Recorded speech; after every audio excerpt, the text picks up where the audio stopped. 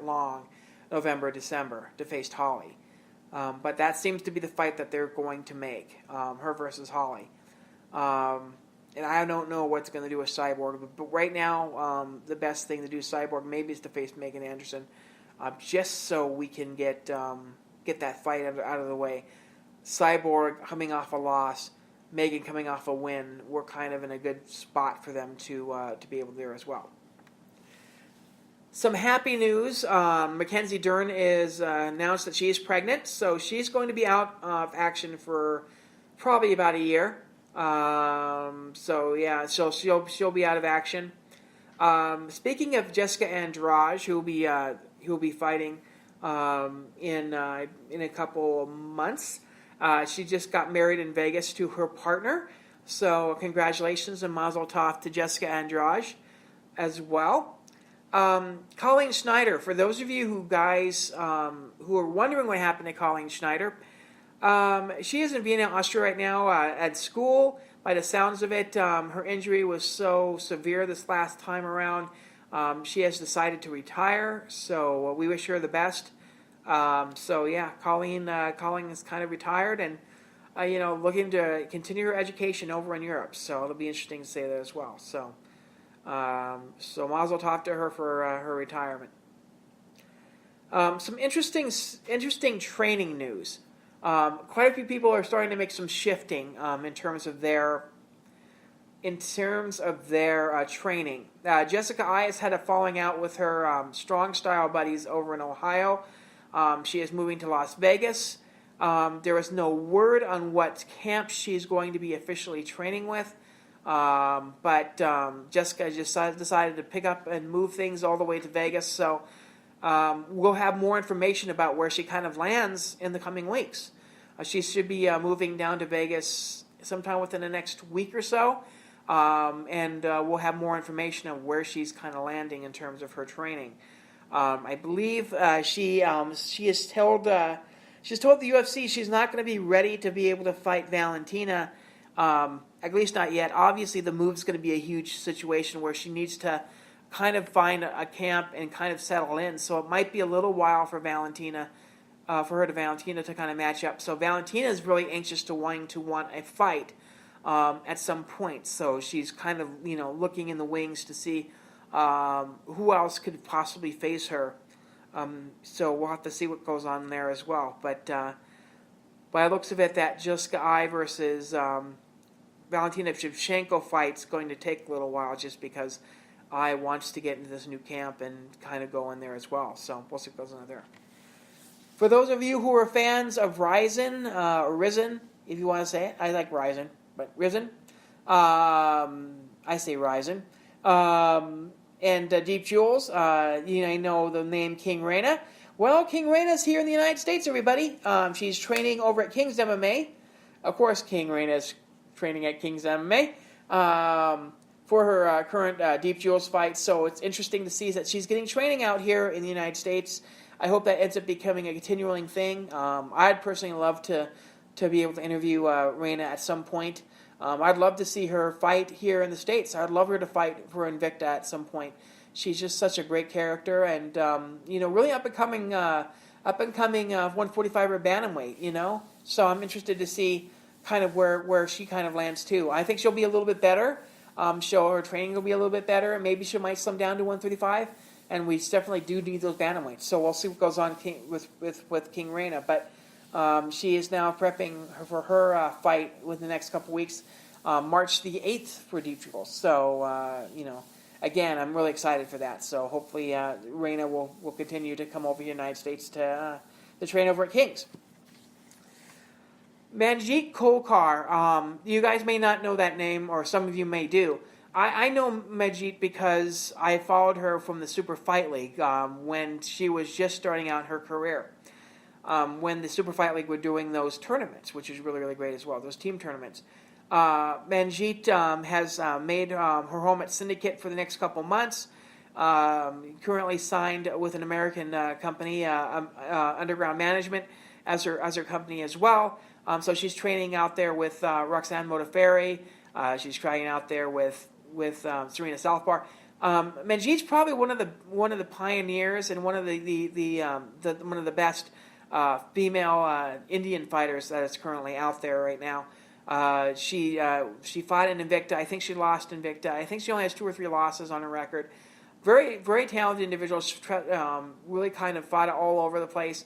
We're hoping to get fight news from her really, really soon. But really nice person, and hopefully we'll get some interviews with her once we start hitting Vegas. I should be in Vegas in the next couple months and making that my permanent home. So a lot of this stuff's going to be a little bit more easier to do. We'll do some more interviews as the time progresses. But make sure to check out Manjeet. She's been popping up in Roxy's and in Serena's Instagram posts and Facebook posts as well. So, and like I said, really talented fighter. It'll be interesting to see what Syndicate does for them as well. Combates has been on a little bit of a tear in terms of hiring. I mean, bringing new talent in, I should say. For those of you who are wrestling fans, especially the lucha libre style of wrestling, pro wrestling, you may know the name Sexy Star. Well, she is also an undefeated boxer. She has now decided to kind of put down her wrestling boots and put on a pair of MMA gloves, because she's going to make her debut at Combates at some point down the line. Paulina Vargas from Lobo Gym has, you may know Lobo Gym from Irene Aldana, and Karina Rodriguez and all those guys, and Team Grasso. So Paulina Vargas is also signed there as well. And a third signing that just got announced today was Angela Magana, who I think everybody knows who Angela Magana is. But Her Majesty is now a part of Combates America. So they've signed three people, 3 very talented women coming up on their show. No exact dates on when or who they're going to be facing. Each of those gals will be facing coming up on Combates. Okay, so that leaves us with what's coming up this coming week. I'm not going to do a show on Wednesday, so I'm going to go ahead and tell you what's going on the first weekend of March, March 1st and March 2nd. UFC Las Vegas is going on, in Las Vegas. 3 fights, Tisha Torres versus Relly Zhang, which should be a barn burner between those two. Tisha, always, roughly right on the cusp of the top 5. Excuse me. And Relly Zhang, one of the one of the top Chinese stars there as well. So that'll be an interesting fight. Gina Mazzani is making a really quick turnaround. She's going to be facing Macy Chiasson, the Tough Enough winner. Again, that's at 135. It's not at 145. So again, she won the Tough at 145, but she's not fighting at 145. Doesn't quite make sense. Polyana Vieira will be taking Hannah Schaefer's as well. I believe the Tisha and Welly Zhang fight are going to be on the main card. I'm assuming Gina Mazzani and Macy Chiasson is going to be on the ESPN prelims portion. And I won't be surprised if Polyana Vieira versus Hannah Schaefer's is either lower on the ESPN portion or will be on the Fight Pass prelims. So we'll see what goes on there as well. But that'll be coming up on Saturday. Also on Saturday, return of a very, very talented featherweight who's been begging and begging for a fight. She's really one of the top featherweights out there that just, I don't know why, for some reason, she just doesn't get matched up. The UFC doesn't sign her, but Indian Gomes will be facing Roberta Payam Roval at Atlas Fights. I don't know. I'm assuming there's going to be a stream for that, considering how big this fight is. Ediane will be. It'll be interesting to see how Ediane is after such a long layoff. But Ediane's really trying to make her mark, wanting to be able to get more fights. She should be right up there in the title picture in terms of Invicta.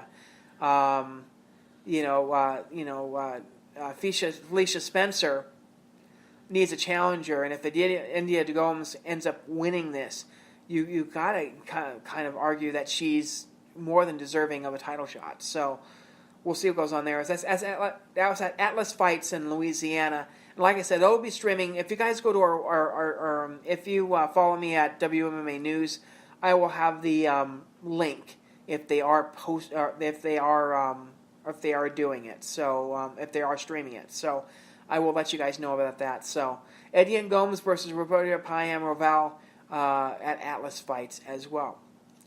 A fight that I'm pretty sure is not going to be streamed, but should be something that people look out for in Kiev, Ukraine. Magdalena Surmova, 6-1, will be facing Eva Dorfe and at 4-1.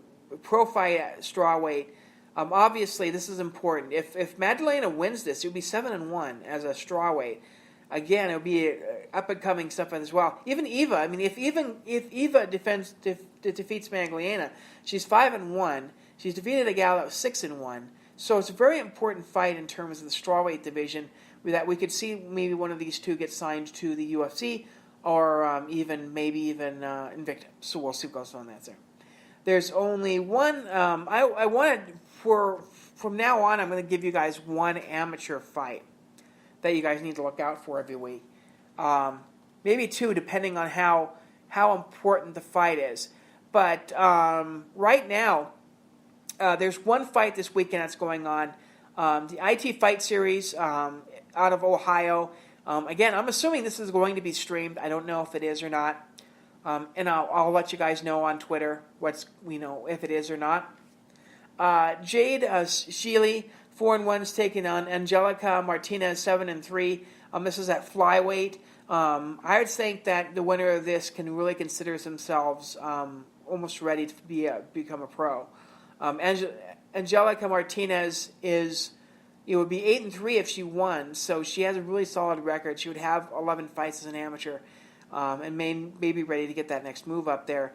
Jade Sheely is 4-1. Again, if she ends up defeating Angelica, that's a big kind of feather in her cap. So we'll have to take a look at that as well. And one final thing about next weekend, and I'm not even going to attempt to say their names, but there is a fight in Mongolia that'll have a female fight. This has happened before, but it's very, very rare. But Mongolia will have a female fight this next weekend. I just figured you guys would like to know that. It's very, very interesting to say the least. So we're trying, just going through all the stats and going over everything like that in terms of countries and all that as well. It's always interesting to see what countries pop up once and again. Mongolia has some really great female wrestlers out of there as well. And I'm predicting that, once some of these wrestlers really start to make the crossover, we may see them pop up in China or Japan or something like that. I think a couple of them actually have had MMA fights on there as well. So, and maybe some even over in Russia. So it'll be interesting to see where the Mongolian women's MMA divisions kind of go from here, especially considering they have so many great wrestlers. Okay. Now, also on Twitter, I asked people, if you have any questions, and this will be a running thing for this podcast. If you guys have any questions in terms of the divisions, please just tweet me, and I'll try to answer them on this forum, on this podcast. Just because sometimes a tweet does not kind of encapsulate what's going on in terms of a topic. A good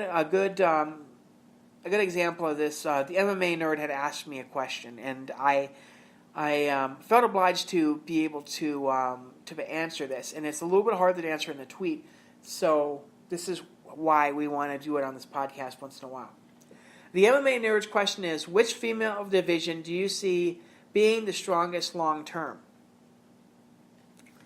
Now, this is a very interesting question because, as I was explaining earlier about the featherweight division, the featherweight division is just, it's growing. It's trying to get its footing. But with that in mind, if you really, really think about it, what's the average size of a woman is? just from the stats that I've been getting from the past couple years in terms of where they've been fighting, both amateurs and pros,